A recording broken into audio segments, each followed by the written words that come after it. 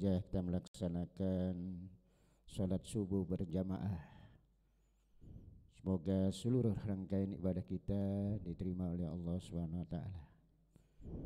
Selawat iring salam senantiasa kita sampaikan keharbaan junjungan Nabi besar kita Muhammad sallallahu alaihi wasallam, serta para keluarganya dan para sahabatnya. Semoga kita selalu setia dan istiqomah mengikuti sunnah-sunnahnya. Kelak di yaumil qiyamah kita selalu mendapat syafaatnya. Amin ya rabbal alamin. Jamaah sekalian, pagi ini di Ahad pertama di bulan suci Ramadan, kembali kita akan mendengarkan ceramah agama atau tausiah yang pagi ini akan disampaikan oleh Ustaz Mahmudin SAG. Untuk itu pada jamaah sekalian, mari sama-sama kita simak dan kita dengarkan dengan baik, sehingga apa yang disampaikan nanti dapat kita memahaminya. Untuk itu kepada Ustaz Mahmudin kami silakan. Begini aja. Bismillahirrahmanirrahim. Assalamualaikum warahmatullahi wabarakatuh. Bismillahi kalimatul mu'tasimin wa maqalatul mutaharrizin. Wa a'udzu billahi min jawril jairin wa qaidil hasidin wa baghi zalimin. Ahmaduhu fawqa hamdil hamidin. Asyhadu an la ilaha illallah wahdahu la syarikalah wa asyhadu anna sayyidana Muhammadan abduhu wa rasuluh la nabiyya ba'dah. Allahumma salli ala sayyidina Muhammadin wa ala ali sayyidina Muhammad. Yang mulia dan saya hormati Al-Mukarram Ustaz Samsul Rijal, sahibul masjid, para hujjaj, dan yang saya muliakan Bapak Haji Aman dan seluruh pengurus masjid dan para jamaah as-saimin wa saimat rahimakumullah. Pagi ini kita bersyukur kepada Allah Subhanahu wa taala karena Allah masih mengkaruniakan nikmatnya kepada kita semua. Nikmat yang terbesar itu adalah al-iman wal Islam. Sehingga dengan semangat iman dan Islam itu yang Allah tanamkan di kalbu kita, yang enak kan hujan-hujan tadi subuh di rumah aja terus tidur gitu. Tapi kita berangkat ke masjid ini dalam rangka melipat gandakan pahala puasa kita. Oleh karenanya itu yang harus kita syukuri. Alhamdulillah. Sebab kata Nabi SAW, beliau pernah bersabda, Innallaha idza ahabba abdan. Allah itu kalau mencintai hambanya, as-salahu, Allah gampangin urusannya. Kapan dia diasain? Yuwafiquhu li sholihil amal. Allah mudahkan dia untuk beramal soleh. Jadi malam hari ini, pagi ini, subuh ini kita bisa kemari ini karena semua atas izin Allah. Semua atas kebaikan Allah. Kenapa? Karena Allah kita ingin baik. Allah yang menginginkan kita baik. Nah masalahnya ada orang yang sudah diberi kesempatan itu ya udah. Ada yang udah dikasih kesempatan, udah datang ke masjid, udah sholat subuh, mules pulang. Udah mules pulang, alas aja lagi datang. Nah kesempatan-kesempatan itu yang harus kita bersyukur pada Allah. Semuanya atas karunia Allah. Jadi kalau bapak dan ibu suka baca wirid ratibul haddad, itu kan ada di antara bagian wirid itu Sayyid Abdullah Al-Haddad itu, di antara kutipan beberapa doanya itu bismillah walhamdulillah al khairu wa syarru bimasyiatillah. Bismillah, segala puji bagi Allah, al khairu, seluruh kebaikan, wa syarru, seluruh keburukan, bimasyiatillah, semuanya atas kehendak Allah Subhanahu wa taala. Jadi pagi ini kita bisa hadir di sini, bisa berada di sini karena iradatillah Allah Subhanahu wa taala. Selawat serta salam tak lupa juga selalu kita kirimkan untuk manusia istimewa Al-Mustafa Nabi besar Muhammad sallallahu alaihi wasallam, juga untuk para keluarganya, para sahabatnya yang setia.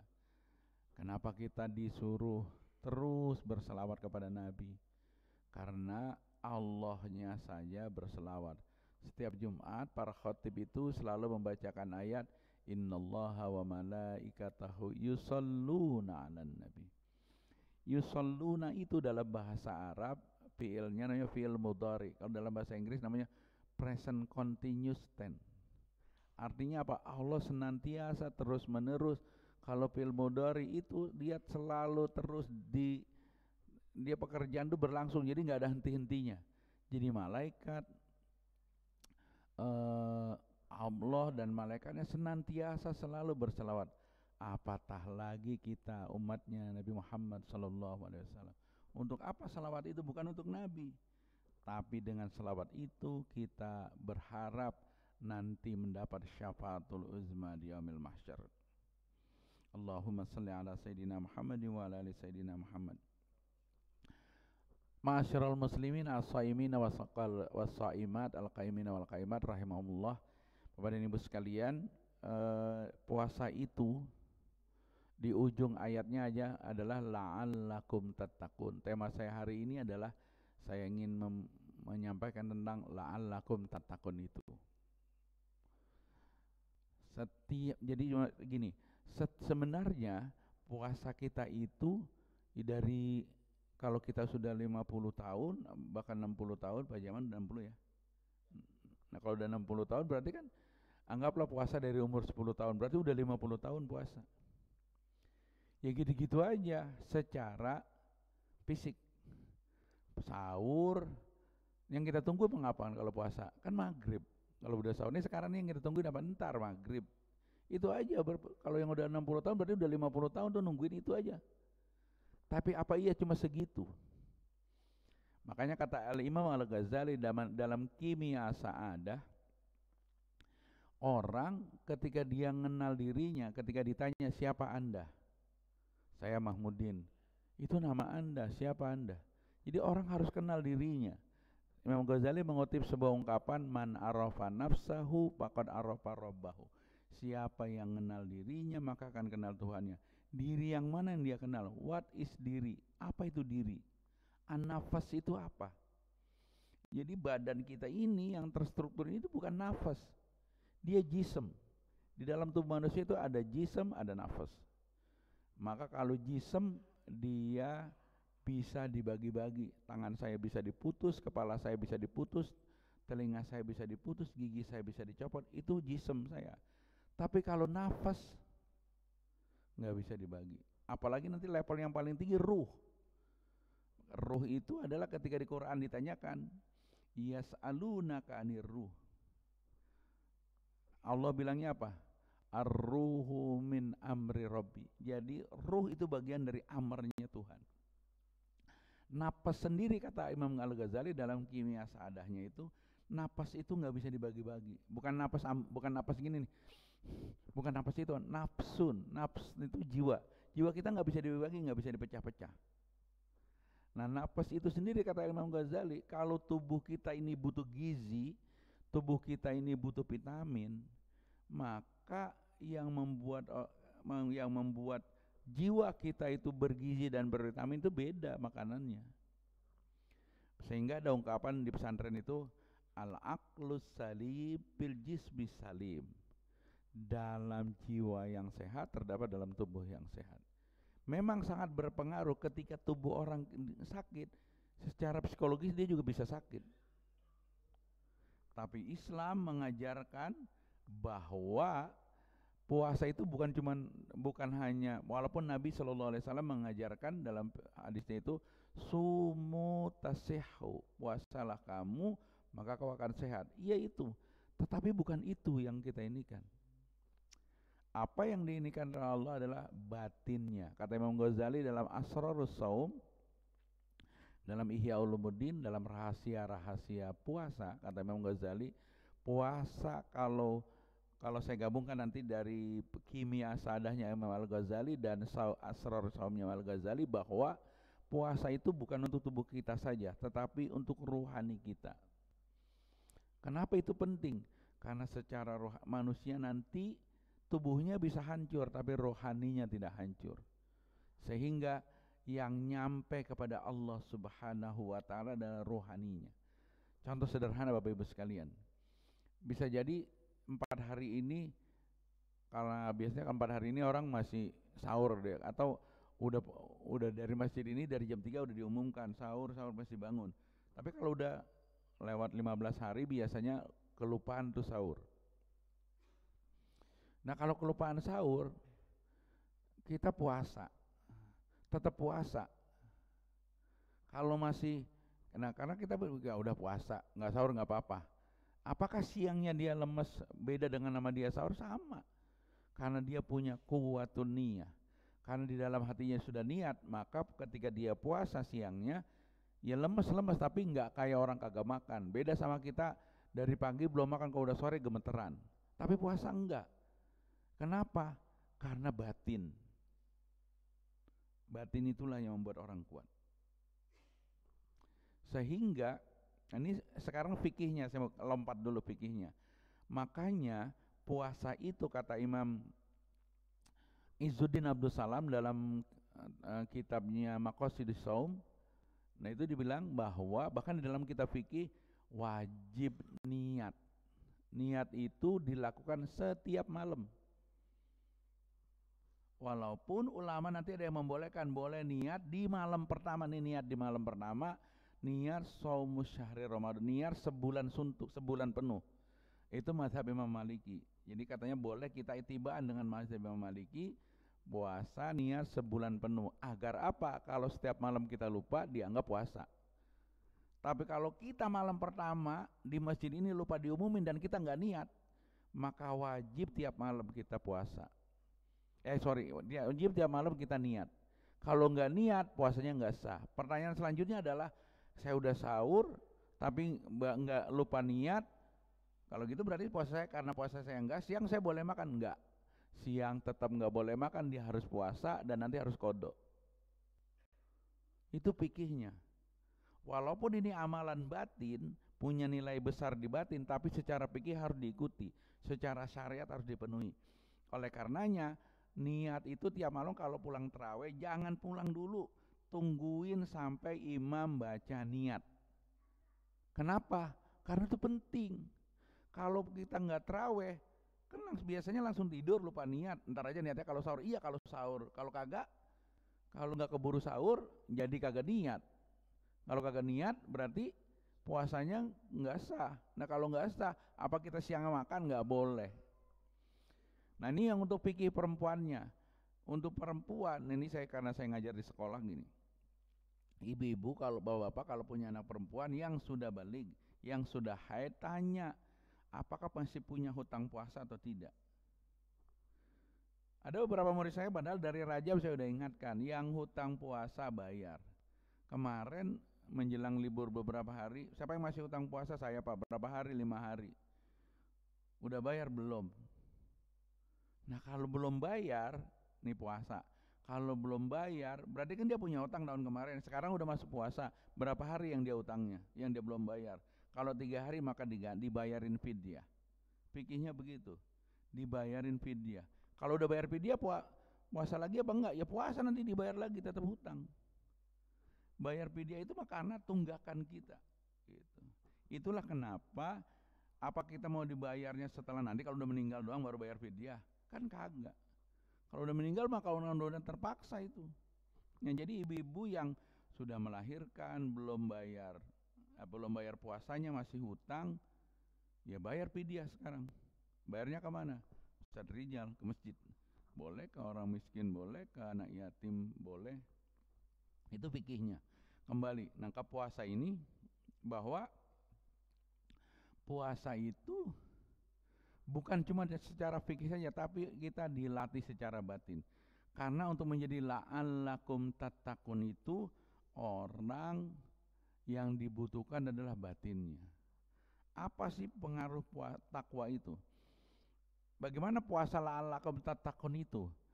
Bagaimana menjadi orang bertakwa? Nah, kalau udah bertakwa mau seperti apa? Nah, Quran mengajarkan kita bahwa di dalam tafsir Al-Fakhrur Razi ketika dia menjelaskan ayat ya ayyuhalladzina amanu taqullaha haqqa tuqatih, ketika dia menjelaskan haqqa tuqatih itu, kata Ibnu Abbas, dia mengutip riwayat dari Ibnu Abbas bahwa innallaha ayyuta'a fala yusa tarfata'ain, ya haqqa tuqatih itu sebenar-benarnya takwa itu adalah dia taat kepada Allah tidak pernah bergeser sedetik pun.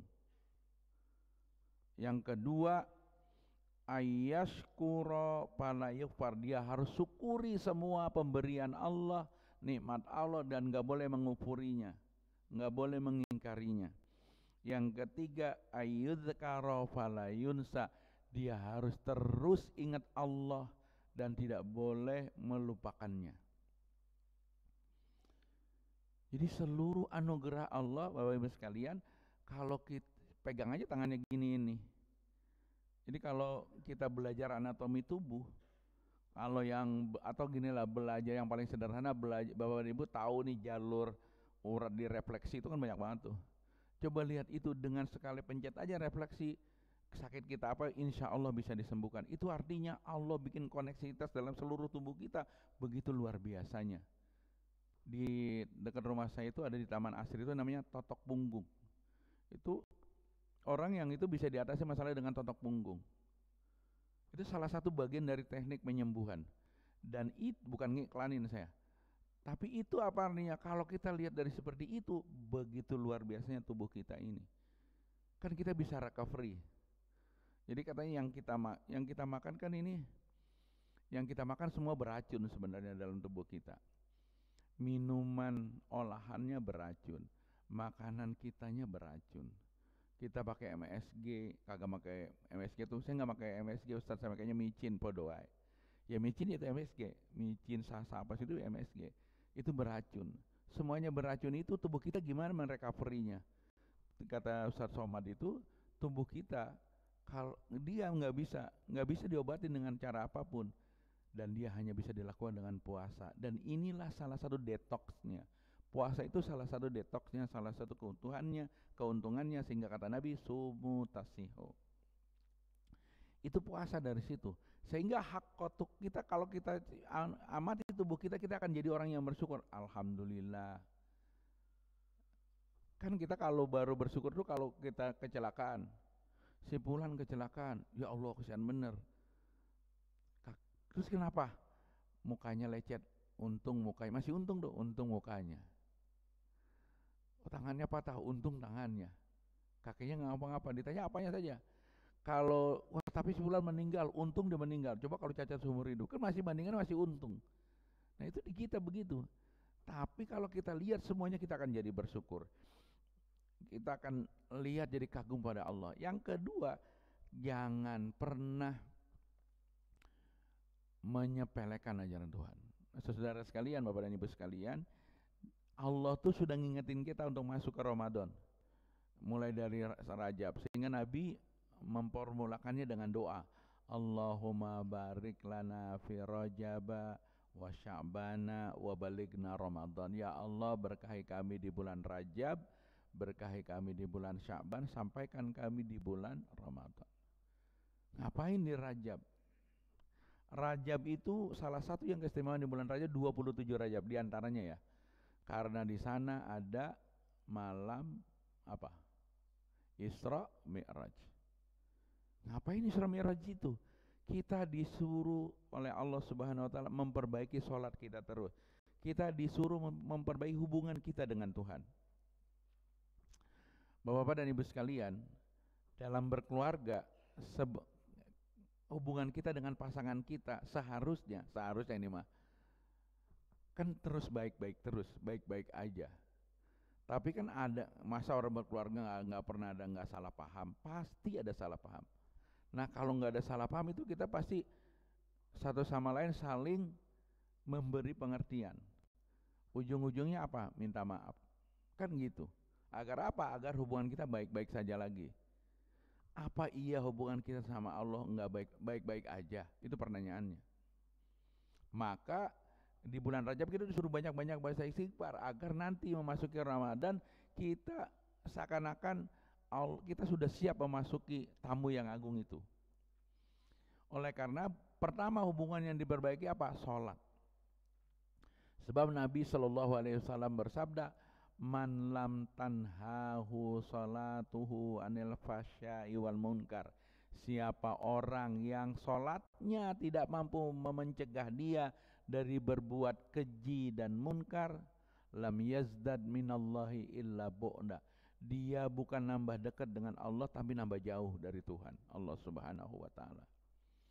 Itu di bulan Rajab kita berbagi terus dengan istighfar yang banyak. Kita diajarin oleh para ulama-ulama kita. Setelahnya di Sya'ban, ngapain di Sya'ban? Di Sya'ban itu nisfu Sya'ban yang paling utama. Kita apa? Ngajuin proposal pada Allah Subhanahu wa taala. Ya memang Nabi dulu nggak pernah baca Yasin 3 kali, tapi ulama kita kan begini. Kesimpulannya dia begini. Kata Nabi SAW, beliau bersabda, hadza sahrun yaghfulu alaihin nas. Ini bulan di mana orang lalai. Syahrun baina Rajab wa Ramadan. Ada bulan yang orang suka lupa kata Nabi, lalai, yaitu antara Rajab dan Ramadan. Apa itu? Bulan Sya'ban. Kita nyebutnya bulan Roah. Untuk apa itu? Di bulan Sya'ban kita memperbaiki hubungan kita. Bukan hanya dengan, kalau di Rajab hubungan kita dengan Allah, di Sya'ban, di bulan Roah ini kita memperbaiki hubungan kita dengan keluarga. Bukan hanya yang masih hidup, dengan orang yang sudah meninggal juga. Sehingga kita roahan. Itu kan sehingga kita roahan. Berhubungan dengan para ruh. Untuk apa? Kita doakan mereka, dan kalau kita sebagai pengingat diri kita juga ziarah kubur itu. Nah terus saya ada yang protes, kan Nabi nggak pernah ziarah kubur di bulan Sya'ban. Lah kita kapan ziarah kuburnya? Orang kita kerja mulu, itu kan kesempatan di bulan Roah. Masa di bulan Roah aja masih nggak mau ziarah kubur? Kan kebangetan. Di bulan Roah aja kalau nggak bisa ziarah kubur ya udah tinggal roahan di rumah. Emang kapan orang roahan? Kan kalau ada yang meninggal doang, atau kalau kita punya hajat yang penting baru kita roahan. Kalau enggak. Nah maka itu roahan menjadi penting. Itu ulama ngajarinnya sederhana begitu. Dilarang, siapa yang mau larang? Nabi dulu nggak tahlilan, iya. Tapi baca tahlil boleh nggak, pertanyaannya. Jadi kalau saya baca di itu tidak boleh mengkhususkan hari. Kita nggak mengkhususkan, tapi di malam itu, mana malam baik, malam nisfu Sya'ban, malam yang mustajab, boleh nggak kita berdoa? Boleh nggak tahlilan? Boleh nggak saya baca Yasin? Setelah baca Yasin saya berdoa? Ya boleh, nggak ada yang larang itu. Jadi ulama cuma bilangnya tidak boleh mengkhususkan. Emang saya maunya malam itu, karena di malam itu malam istimewa, sama aja kayak malam Jumat. Kita mengkhususkan baca-baca yang lain di malamnya, boleh apa nggak? Ya boleh. Nabi nggak melakukan itu, memang enggak. Tapi secara ini Nabi mengajukan banyak berdoa di malam Jumat. Nah pengkhususan itu ulama, yang nggak boleh begitu ya, kita nggak mengkhususkan. Nah ulama kita ngajarin, ini momen, kesempatan. Sama kayak kita doa-doa apa segala macam. Nah itulah, sehingga itu di bulan Sya'ban kita begitu. Sehingga masuk ke Ramadan, kita menjadi orang yang benar-benar siap. Siap secara spiritual, siap menghadapi itu. Sehingga enggak mikirin lagi tuh, besok lebaran gue pakai apaan ya, enggak mikirin itu. Ntar puasa makan apa, enggak usah mikirin itu. Sehingga katanya ittaqullaha haqqa tuqah, itu susah, berat. Dulu sahabat aja berat, sahabat dulu berat. Sehingga turun lagi nanti ayat Al-Quran, ittaqullaha mastata'tum, bertakwalah kepada Allah semampunya. Kalau semampunya itu apa? Sekuat tenaga kita. Jadi masing-masing orang beda. Ustadz Rijal ya berbeda dengan yang lainnya. Kenapa? Ya secara keilmuan dia mumpuni, ya berarti secara ibadah pasti beda. Gitu. Nah, tapi kita tidak boleh dalam kehidupan kita segitu aja. Bapak dan Ibu sekalian, anak kita itu, ini kalau saya ngomong pelajaran di sekolah. Di sekolah itu anak kita dapat pelajaran agama. Ibu-ibu boleh bisa lihat. Pokoknya kalau di SD itu nanti ada iman kepada Allah, iman kepada Rasulullah. Itu rukun iman dipelajari semua. Fikihnya dipelajari, sholat, Puasa semuanya di SD dipelajari, tapi di SMP juga nanti dipelajari, bahkan di SMA sama, itu aja materinya. Tapi kan beda, walaupun beda begitu. Kalau SD, kalau dia ujian pilihan gandanya cuma 3 A, B, C. Kalau SMP A, B, C, D. Kalau SMA A, P, J, D, E. Itu berarti secara kemampuan dia berbeda. Sama, materinya sama, tetapi secara pengembangannya, wawasannya dibedakan dan berbeda. Karena usia. Oleh karenanya, apa iya puasa kita sama sama waktu SD? Puasa kita sama dengan waktu SMP? Puasa kita sama dengan waktu kita remaja? Udah setua ini puasa kita masih sama? Harus dipertanyakan. Harus terus kita gali, kita gali, kita gali. Itulah kenapa ada istilah never ending study. Orang nggak boleh berhenti belajar.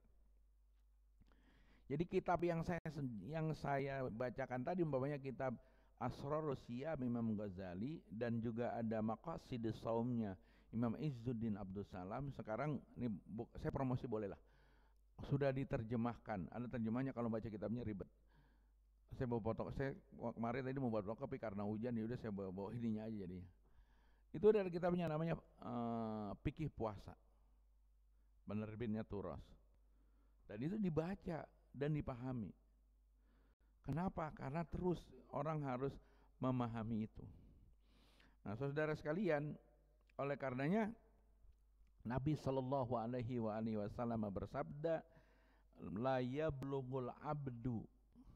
Ini tadi wattaqullaha haqqa tuqatih. Orang nggak sanggup haqqa tuqatih itu Allah kasih keringanan lagi, ittaqullaha mastata'tum. Nah, Nabi mengejawantakannya, Nabi bilang ini. Nabi bersabda, la yablughul abdu ayyakuna minal muttaqin.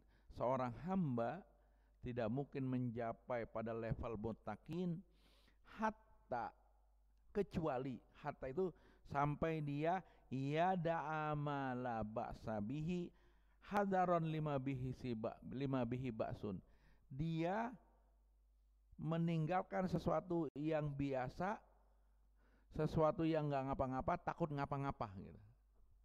Jadi nggak sembah. Jadi kalau orang sudah menjadi orang bertakwa, dia mau melakukan sesuatu, dia hindari, takutnya ngapa-ngapa. Padahal bisa jadi di mata orang banyak itu nggak ngapa-ngapa, nggak apa-apa. Tapi dia sebatas kemampuannya, kalau nggak perlu, nggak dia tinggali. Itu ciri-ciri orang bertakwa. Masyiral muslimin rahimakumullah, saya akan membacakan salah satu di bulan Ramadan itu. Ramadan itu katanya, atau ulama membagi-bagi Ramadan itu ada, katanya ada ro, ada mim, ada do, ada alif, ada nun. Nah, bagaimana roh kita bisa semangat dalam ibadah puasa ini? Kita harus memahami bahwa rohnya Ramadan itu, bahkan kata Ramadan itu sendiri katanya dia artinya membakar.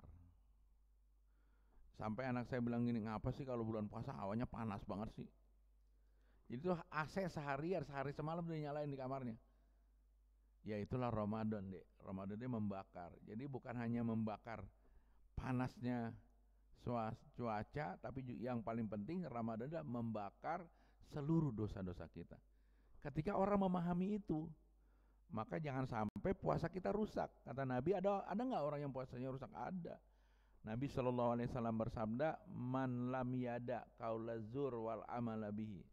Siapa orang yang tidak mampu meninggalkan kata-kata dusta, bahkan ikut memprovokasi orang, kata-kata yang nggak baik, puasa sih puasa, tapi ngomongannya nggak puasa. Kata Allah, man lam yada qaula zur wa amala bihi la yahtaj. Allah tidak butuh puasanya dan laparnya itu. Sehingga di hadis lain Nabi bersabda, kam min shaimin laisa lahu min siyamihi ilal juwal atas. Ada banyak orang puasa, kelihatannya puasa, nampaknya puasa, perilakunya puasa, tapi zong, dia nggak punya nilai, cuman lapar dan haus saja. Berarti itu kan puasanya puasa yang bukan secara jasmani, tapi itulah puasa mulai dapat level rohani. Sehingga Imam Ghazali dalam Asrarus Syamnya membagi puasa, ada puasa awam. Puasa awam itu ya nahan lapar, nahan apa yang di perut dan yang di bawah perut. Ada lagi puasa istimewa, itu puasa orang yang dia menahan dirinya dari keinginan buruk. Kalau yang level paling tinggi khawasul khawas itu dia pengen aja udah dianggap batal. Dia pengen untuk melakukan maksiat aja udah batal.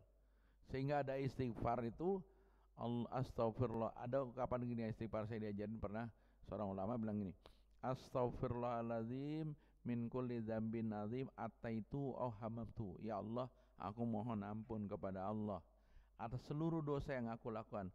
Hammamtuhu, yang aku ingini dan yang aku lakukan. Baru pengen aja tuh ulama udah, para solihin tuh baru pengen aja dianggap dosa. Baru pengen, belum ngerjain udah dianggap dosa. Nah itu lo puasa itu. Sehingga Ramadan itu apa kan? Yang pertama rohnya dari ridwanullah. Karena apa? Kita pengen mendapat keridhoannya Allah. Sehingga menjadi penting kita menjadi tahu buat apa kita puasa. Bukan cuma nungguin maghrib, tapi kita pengen ridhonya Allah. Sehingga di surat, ada surat Al-Bayyinah itu, innalladzina amanu wa amilus solihati falahum ajrun radhiyallahu anhum. Aduh, di ayatnya gini, radhiyallahu anhum wa radu'an.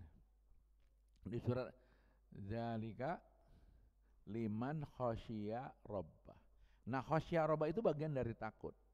Jadi orang yang Allah ridho dan juga dia, kalau Cak Nur dulu mengartikan begini, dia nggak punya masalah dengan Allah, Allah nggak punya masalah dengan dia. Radhiyallahu anhum wa radu anhu. Allah nggak punya masalah dengan dia dan dia nggak punya masalah dengan Allah. Berarti apa? Dia baik hubungannya dengan Allah Subhanahu wa taala. Itu ridwan. Maka puasa itu begitu yang kita harapkan. Yang ketiga huruf mim, maghfiratallahi lil asin, bahwa Allah mengampuni dosa orang yang berdosa. Wah, dosa saya kebanyakan banyak ini. Jangan pernah takut. Dosa itu sebanyak apapun, yang penting kita mau mohon ampun, Allah ampuni.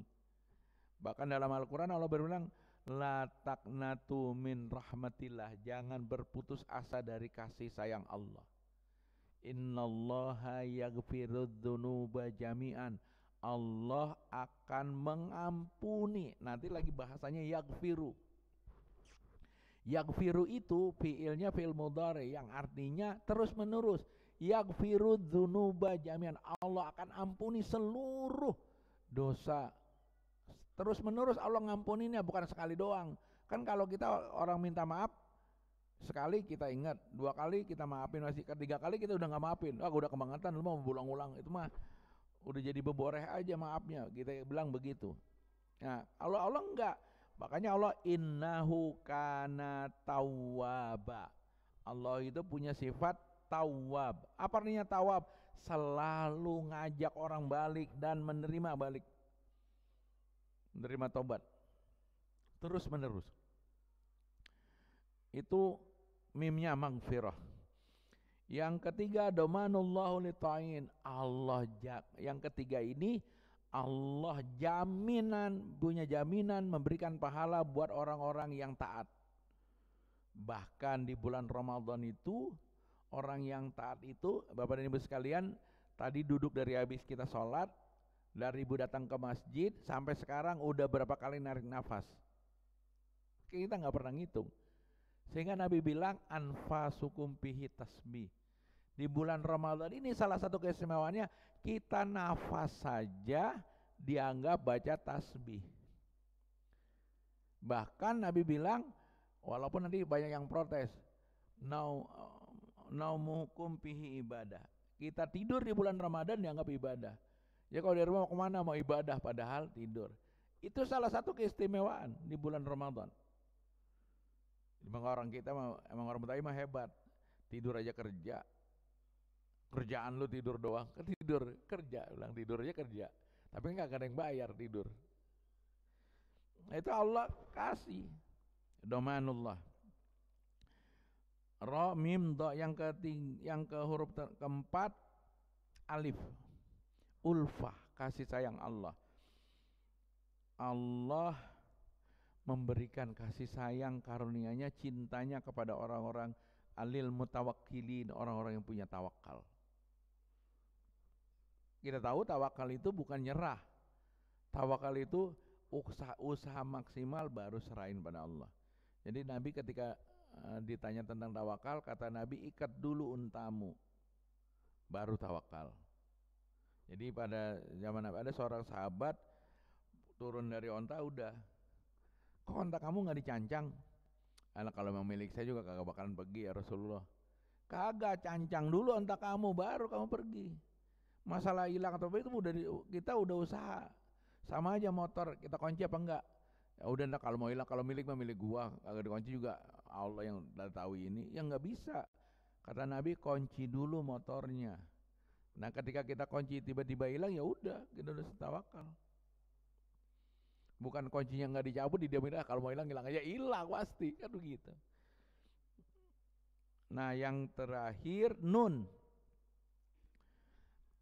Nawal itu anugerah, pemberian Allah kepada orang-orang as-sadiqin, yang sodik. Sodik itu gini, dalam Al-Quran, sodik itu orang yang contoh yang dapat gelar as-siddiq adalah Sayyidina Abu Bakar. Kenapa Sayyidina Abu Bakar dapat gelar as-siddiq? Karena dia secara logika ketika sama aja, kita mungkin juga ketika Nabi pulang dari Isra Mi'raj cerita kita kagak percaya, tapi Sayyidina Abu Bakar bilang begini, sodaqta ya Rasulullah, Anda benar. Kan kalau kita mikir pergi ke sono semalam, enggak semalaman lagi, sebagian malam, Quran menyebutnya paling cuma 3/4 malam, seperempat malam. Bayangin dari Masjidil Aqsa ke Masjidil Haram itu jaraknya 700 kilo. Kalau naik onta ya 3 bulan, bisa sebulan, paling cepat sebulan. Lah ini Nabi cuma 3 jam, seperempat malam. Karena Ustadz Quraisy itu kan ketika disebut lailan minal Masjidil Haram, jadi pengungkapan kata nakirah itu enggak semua malam, cuma sebagian dari malam itu, bisa jadi seperempat. Karena sebelum subuh Nabi udah datang, udah balik lagi. Nah, Sayyidina Abu Bakar bilang apa? Sadaqta. Sehingga dia punya dapat gelar as-siddiq. Baru orang sekarang ketika Allah Ustadz Quraisy terutama, ketika banyak ulama lain yang saya baca di tafsir Misbah itu, kata Ustadz Quraisy, kenapa Allah menggunakan kata subhana? Subhana itu litanzih katanya, untuk menegasikan bahwa Allah punya sifat kekurangan. Itu Allah bisa aja ya, makanya Allah menggunakan kata subhana. Kan kalau kita ketika kita melihat orang hebat, kita, lah lu bisa-bisaan kan gitu. Lah Allah bisa-bisaan, makanya Allah menggunakan kata subhana. Maka kita disuruh banyak baca tasbih. Sehingga di dalam Al-Quran, di Baitul Ma'mur itu yang di singgasana Tuhan, itu malaikat juga tawaf semua. Apa bacanya? Tasbih. Membaca subhanallah. Makanya kalau kita tawaf, Bapak Ibu pergi umrah tahu bacanya apa? Subhanallah, alhamdulillah, wa la ilaha illallah, wallahu akbar.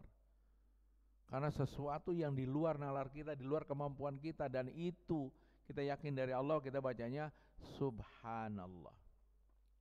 Maka Sayyidina Abu Bakar, karena dia orang siddiqin, ketika Nabi menginformasikan hal-hal yang berbau agama, dia bilang sadaqta ya Rasulullah.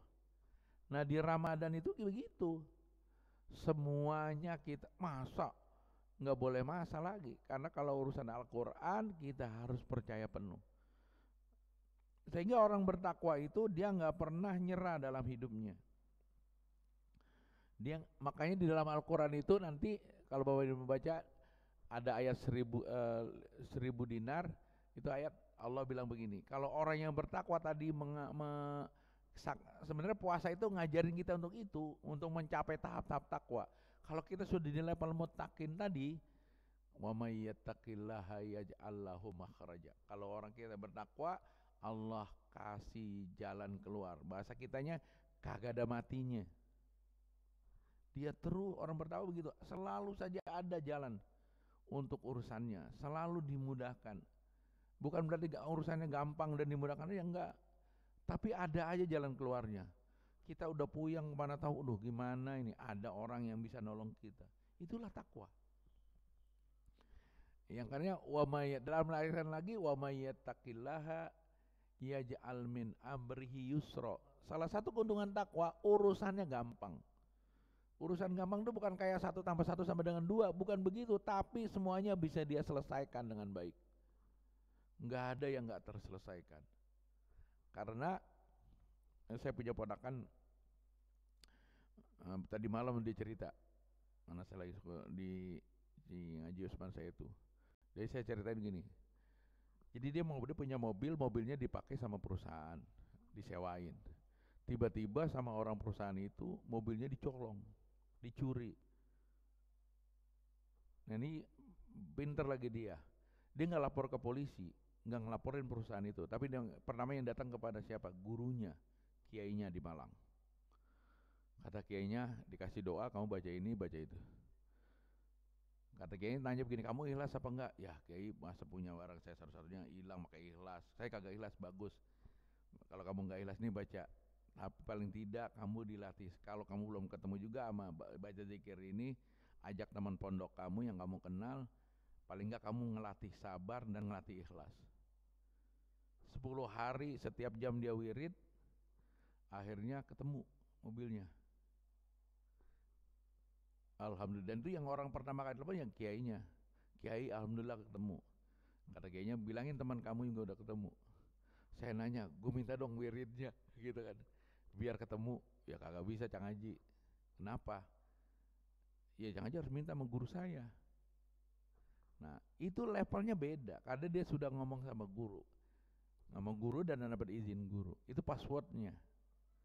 Nah orang yang bertakwa itu, dia nggak pernah ngerusulah, nggak pernah ngeluh, semuanya diserahkan ke Allah. Itulah wirid yang kita baca di Ratibul Haddad.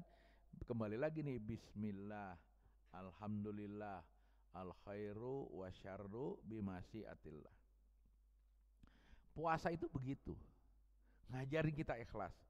Nah selanjutnya ciri orang yang bertakwa adalah takfiridz dzunub, dosanya diampuni oleh Allah Subhanahu wa taala. Katanya Allah berfirman dalam Al-Quran, zalika amrullahi anzalahu ilaikum wa may yattaqillaha yukaffir an sayyiati wa yu'adzim lahu ajra. Siapa orang yang bertakwa kepada Allah, Allah ampuni dosa-dosanya dan diganti dosanya itu dengan pahala yang besar. Itu keuntungan kita.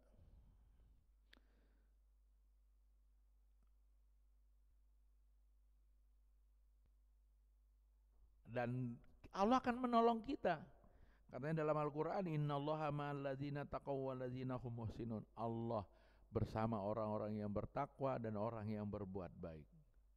Nah di bulan Ramadan ini kita terus dianjurkan untuk berbuat baik. Sehingga ada doa begini, jadi berbuat baik itu ada doa yang dibaca, Allahumma adhil ala ahlil kuburi surura. Jadi jangan lupa, kalau setiap habis sholat kita doain ahli kubur kita. Allahumma agni kulla fakir. Ya Allah, kayakan orang-orang miskin. Artinya kalau kita nggak bisa nolong, paling nggak doain, kan gitu. Allahumma asbi kulla ja'i. Ya Allah, berkenyangin orang yang lapar. Kalau kita nggak bisa ngasih sedekah, ngasih buka buat orang lain, paling kan doain, dapat pahala itu. Nah yang selanjutnya, Allahumma ksukula urian.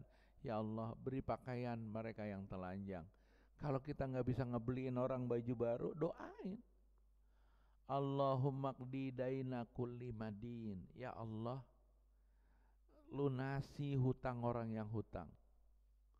Kalau kita nggak bisa, kalau orang minjem sama kita nggak bisa ngiklasin, udah lu nggak usah bayar. Nah utang jutaan nggak usah bayar. Paling tidak kita doain biar tuh orang yang utang sama kita punya rezeki, bisa bayar utang kita. Udah gitu apalagi Allahumma shfi kulla marid, ya Allah sembuhkan orang yang sakit di antara kami. Kita ngobatin kagak sanggup, nengokin kagak sempet, paling enggak apa, doain yang sakit di keluarga kita. Nah terus selanjutnya apa? Allahumma aslih kulla fasidin min umuril muslimin, ya Allah perbaiki hubungan yang rusak di antara kaum muslimin. Kalau hubungan kita dengan tetangga, dengan saudara, dengan keluarga baik-baik aja, doain orang yang hubungannya rusak. Doain orang yang hubungannya keluarganya masih ada pecah dan retak. Agar apa? Agar Allah satukan dalam ikatan cinta dan Islam. Terus apa lagi? Allahumma qdi anna, ya Allah lunasi. Kalau kita punya utang kita minta dilunasi juga. Allahumma qdi anna daina wagnina minal faqri, ya Allah kayakan aku jangan sampai miskin dalam hidup ini. Itu doa-doa yang Rasulullah SAW ajarkan. Sehingga kalau setiap selesai witir kan kita baca doa. Apa doa kita? Doa setelah tarawih itu doa kita luar biasa itu. Nah itu doa akhirat kita. Allahumma ja'alna bil imanil kamilin. Mintanya imannya iman yang sempurna. Walil faraidi mu'addin, seluruh kewajiban yang Allah tetapkan kepada kita, kita tunaikan. Walis sholati hafizin, kita jaga, kita rawat puasa kita. Walis zakati fa'ilin, kita tunaikan zakat kita. Itu doanya bagus. Nanti makanya setelah witir kita baca Allahumma innaka afuwun karim tuhibbul afwa fa'fu anna ya karim. Itu doa-doa itu kita baca bukan cuma jadi apa sih namanya, jadi ocehan di mulut saja, tapi dipahami, dan itulah orang bertakwa. Mudah-mudahan di tahun ini puasa kita lebih bermakna, bukan cuma lapar dan haus saja, tapi kita olah diri kita, perbaiki hubungan kita dengan Allah, perbaiki hubungan kita dengan sesama, dengan keluarga, dan juga perbaiki ucapan-ucapan kita. Kita baca Quran, nggak mesti baca Quran itu kelar satu Quran. Yang penting setiap saat baca Quran. Wah saya kagak bisa baca Quran, ya kulhu aja udah baca. Sehingga Nabi mengindikasikan karena orang baca Quran satu ayat itu sama dengan baca, kalau di bulan Ramadan nih satu ayat itu sama dengan baca satu ayat sama dengan khatam Quran. Sehingga ketika anak saya dengar saya ceramah ini, ketika saya tanya, "Dek, kamu udah berapa kali khatam?" 7. Lah, cepat bener, Abi aja belum sampai 7. Lah kan aku baca Al-Fatihah. Ya Allah. Baca Qul huwallahu 3 kali. Tapi apa artinya? Kita sedang melatih mendahulukan kalam Allah daripada kalam kita. Karena kita sudah banyak kalam. Sekarang kita memang nggak ngomong, kita ngocehnya di handphone dengan WA dan segala macam. Mudah-mudahan Ramadan ini menjadi Ramadan yang lebih baik buat kita, buat keluarga kita, buat hubungan kita dengan sama masyarakat, dan semoga Allah selalu memberikan taufik kepada kita. Dan kita juga berharap mudah-mudahan orang-orang yang sudah berjasa dalam kehidupan kita, Allah wangikan kubur mereka, Allah beri cahaya kubur mereka. Sebagaimana dulu mereka hidup bahagia, Allah juga bahagiakan di dalam kubur mereka. Ketika dibangkitkan di hadapan Allah nanti di hari kiamat, dia dibangkitkan dengan rasa aman, nyaman, dan penuh kegembiraan. Karena malaikat nanti akan menyambutnya, salamun bima sabartum tibtum. Salam untuk kalian, ini karena kesabaran kalian di dunia. Berbahagialah. Dzalika nikma uqbalil muttaqin.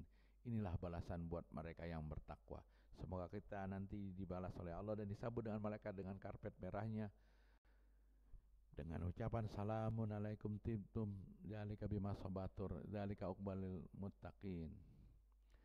Wa ma taufiqi illa billah. In uridu illa al-islahi mastata'tu wa ma taufiqi illa billah. Alaihi tawakkaltu wa ilaihi unib. Wassalamualaikum warahmatullahi wabarakatuh.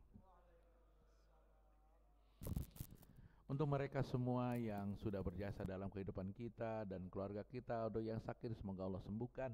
Untuk mereka yang mendapat kesulitan Allah mudahkan. Untuk anak-anak kita yang masih dalam pendidikan, semoga Allah mudahkan dan mereka menjadi orang, dan Allah jadikan mereka orang-orang hebat yang bermanfaat. Al-Hadhiniyah Al-Fatihah. A'udzubillahi minasyaitonirrajim. Bismillahirrahmanirrahim.